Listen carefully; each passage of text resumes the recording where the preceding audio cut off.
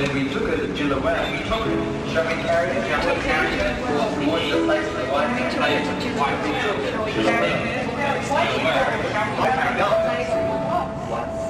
White woman. White box. White passport. Work is a white box.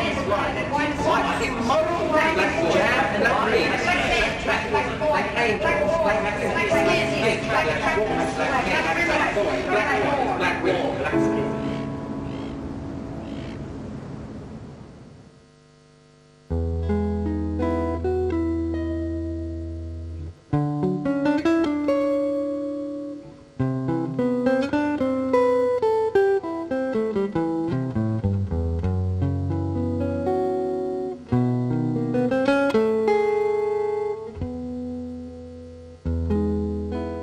The world's been through several ages. The world's been through the Ice Age, the Stone Age, the Bronze Age, the Iron Age. And in retrospect, many years forward, people look back at this period, the past 20 years, like now, as a guitar age, because there are so many guitar players, there's so many styles of guitar playing, and there's such an interest, and it's incorporated in many, many aspects of music. Commercial music, jazz music, classical music. So this is the exciting time for the guitar.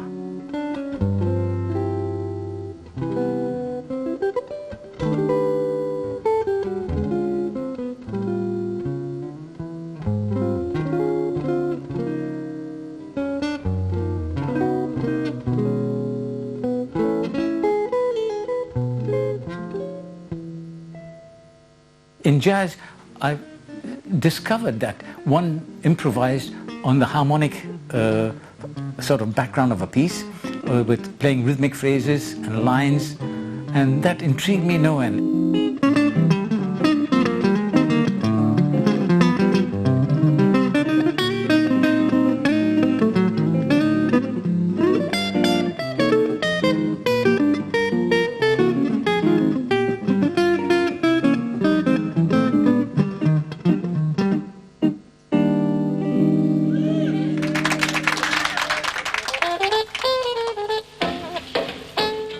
I was born in Burma, Rangoon, December 1919, and Jewish parents, and my father was a merchant. He had a store, and I've had the usual upbringing of a schoolboy, and then went to university and did chemistry.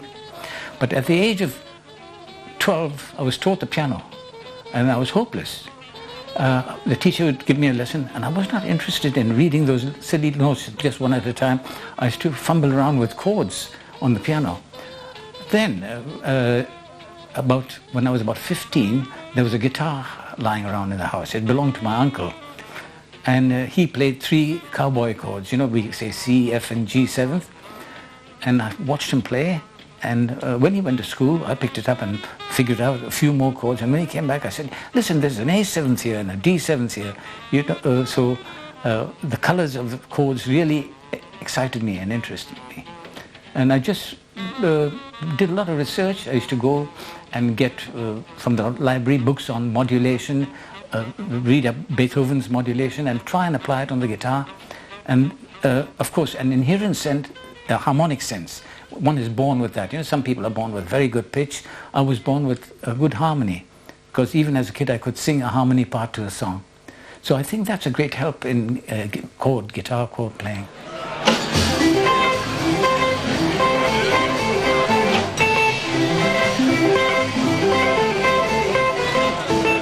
And I went to London. I had been offered a Saturday regular gig at Jazz Club, BBC Jazz Club, and I was more or less the sort of the standard guitar player that was used every Saturday. But also there was a restaurant there called Hatchett's, and that was a restaurant where George Shearing played in the early years. And Hatchett's, the guitar player, was leaving, and I met him one day. He said, "You looking for a resident job?" And I said, "Yeah, why not?" So I got the job at Hatchett's, which I held for 7 years.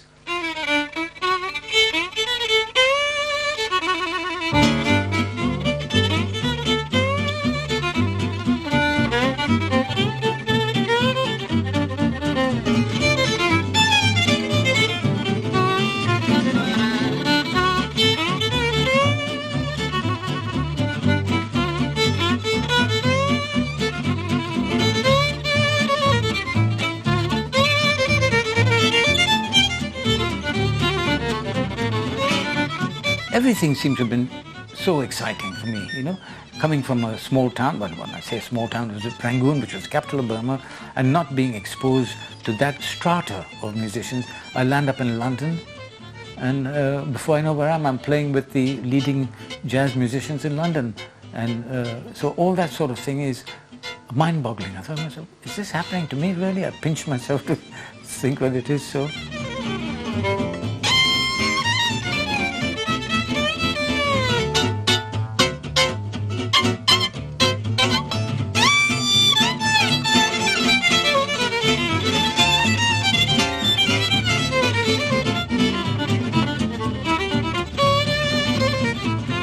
The pulse of jazz is not the same as the pulse of jazz today.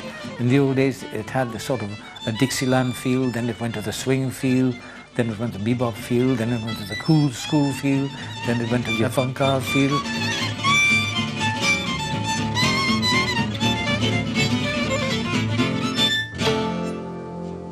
All these things are jazz, and they can be played at any time. The people who are playing Dixieland today, the people who are playing bebop today, and the cool school. It's where a person's heart lies, where his emotions take him. You know?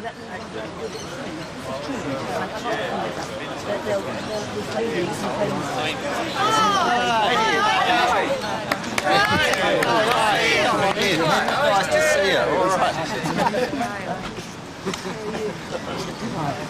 All right. How you mate? Hey, you got your guitar? Quick, let's get to work. Yeah, let's go.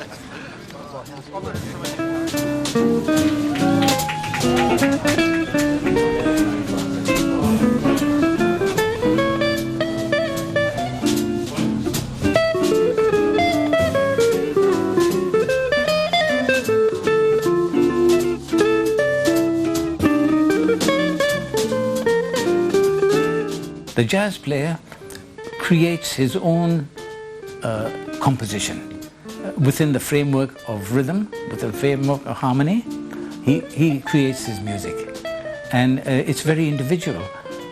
Although he's influenced by other players that he's listened, which we all are, you know, we pick from the best, but at the same time, the bottom line is that you express yourself in your own way.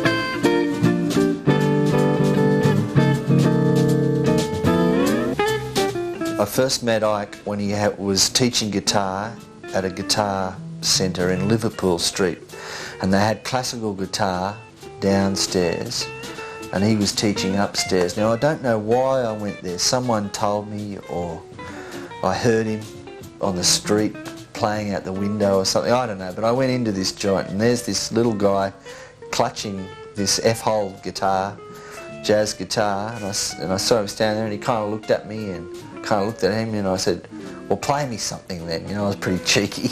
And he goes, well, come upstairs. You know, so he goes upstairs and he starts playing, you know, and I was going, duh.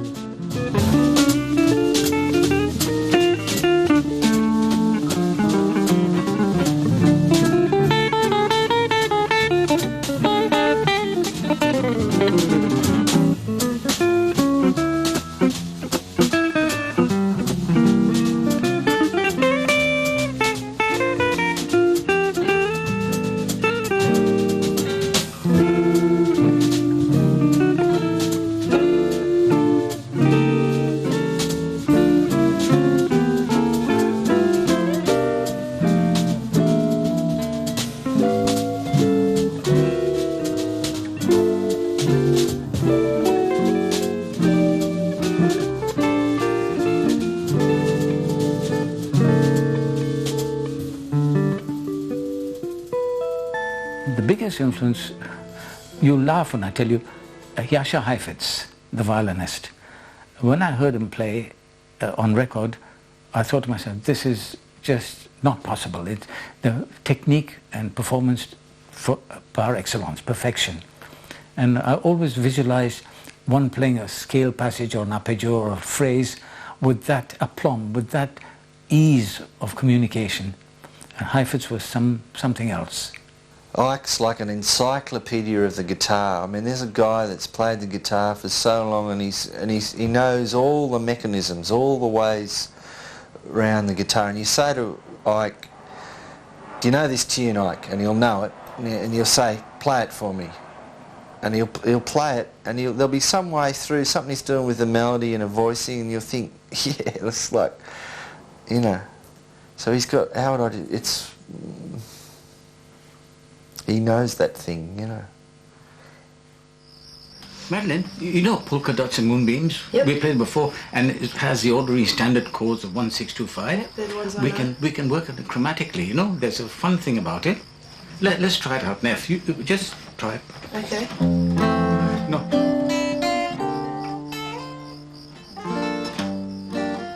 I first met Ike when I was 16 years old through a friend. He said, "I've got someone that I'd like you to meet," and he took me over to Ike's place, and we got together for 5 hours, and basically he played to me and just sort of stole my heart. Like, I just decided that I was just touched by the man, you know. He was just like a sparkle, you know. Like, I came home from it, and for like 2 weeks later, it was just like his aura was around me, surrounding me, you know. It's just like, wow.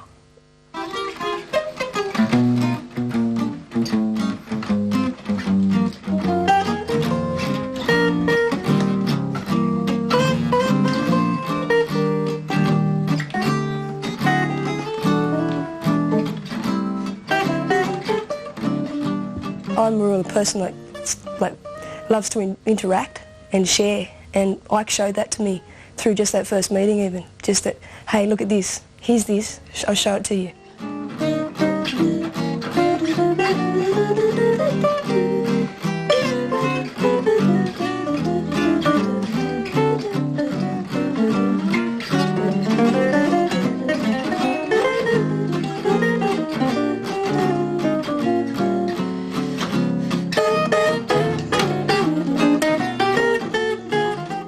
Yeah, Ike with younger players like Ike and Madeline, I mean, that's beautiful. Here's this guy that's like, you know, 50 years older, and they've got something, they've got the guitar in common. They're able to have a musical conversation with the guitars. They both love the guitar deeply. The guitar plays a race apart, really, because we all realize that we are serving at the pedestal of an instrument that is such a demanding instrument. You know, the guitar player, the funny thing, someone can be playing the guitar for 20 years and play great, and all of a sudden he goes and hears some kid who's been playing for 2 years, and that kid's doing something that he can't do.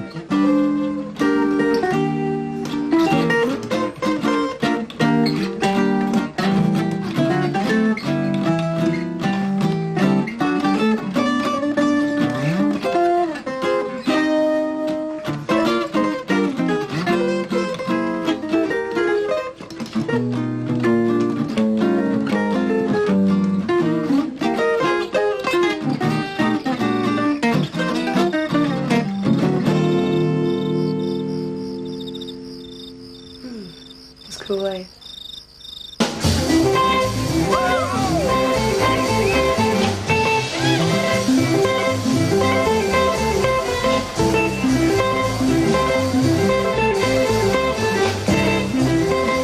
Guitar players are great ones for sitting around and actually playing the guitar together and swapping ideas. You know, you can put 4 guitar players in a room and they'll sit around and play something together. You're not going to get 4 piano players playing together that often.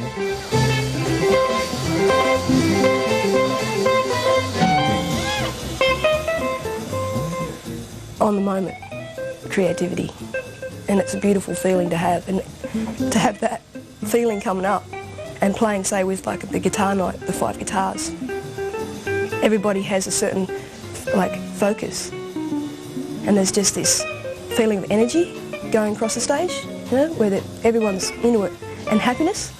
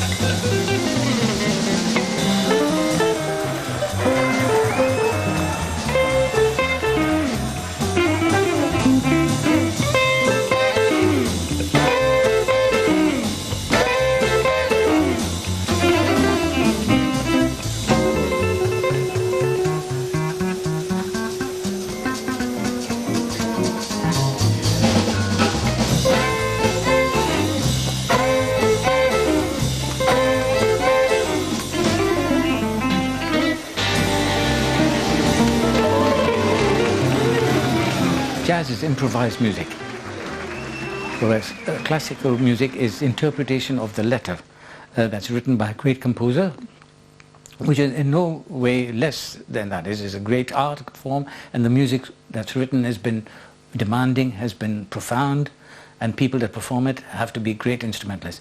But the jazz player has a little edge because it's instantaneous composition.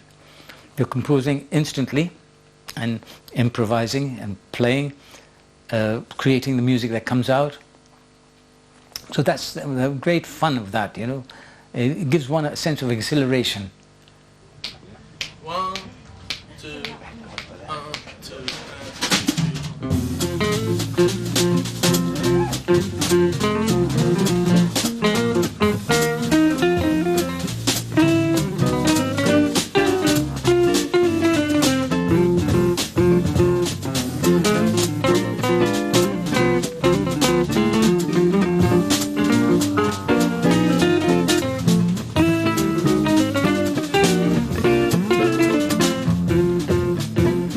First and foremost, he's a musician. I mean, he's not, you know, a pop star with a haircut.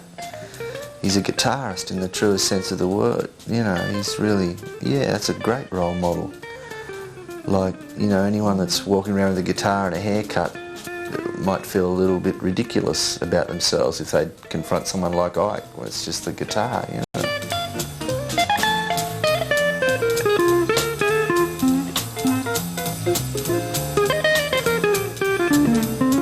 Ike's playing is extremely unusual in this day and age. The nearest thing to the way Ike plays would probably be George Van Epps, the great American guitarist.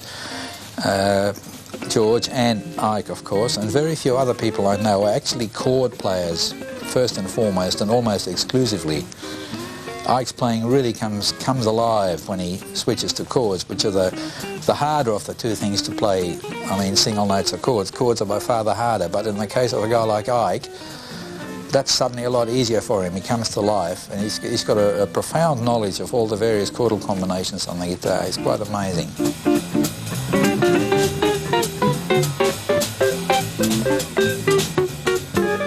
When I started, I didn't think I was going to be a professional. I just wanted to play the music. So in essence, you just want to make the music. You've got to understand what the music's about, where it's coming from, listen to other players. You have a feeling for improvisation, and that's a thing that some people are born with a gift. They don't know what they're doing, but they do it well.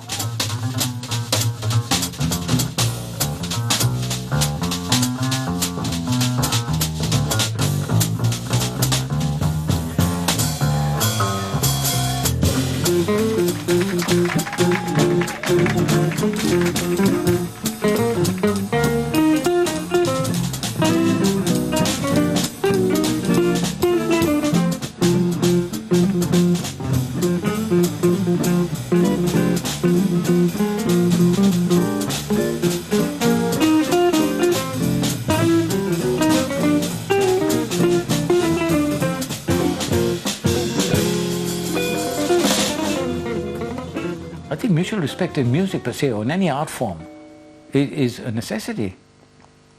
I mean, we all do it. Depends on the person, yeah, of course. You can't brush aside somebody who's playing, you know. Everybody has something to offer.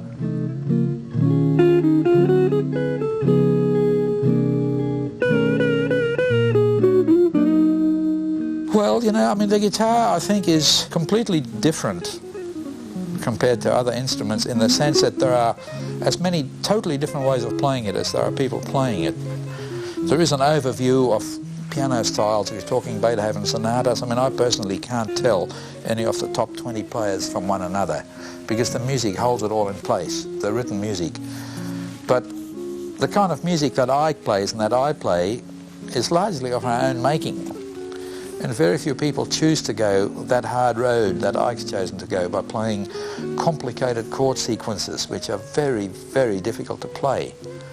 I mean, Ike would play during a night's performance probably as many finger movements as Segovia would in 6 months. And that's saying something.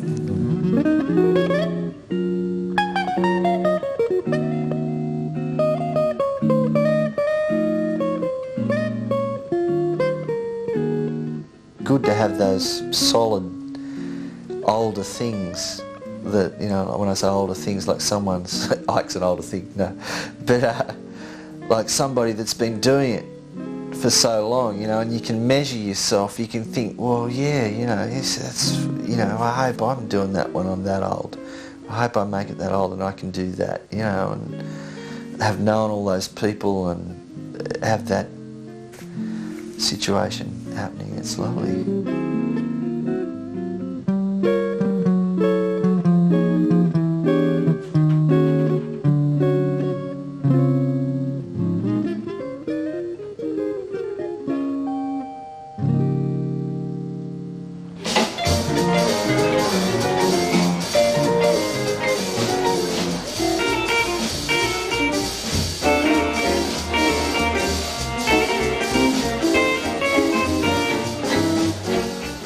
Ike is one of my dearest friends, and I don't know, we both seem to say that he's sort of like a father to me, musical father.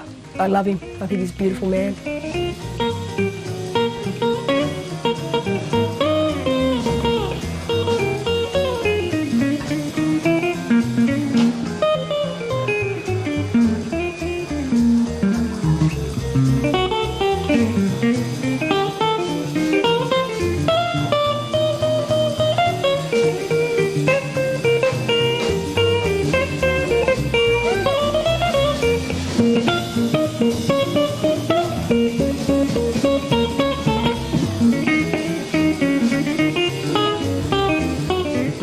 Young people that want to start out playing jazz, well, good on them, I say. You know, why not? What do you want to do? Work in the bank?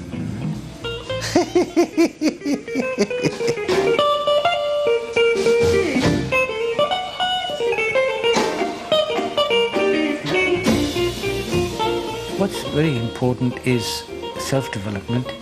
It's an understanding that it's more in life than just one's profession or material things, you know.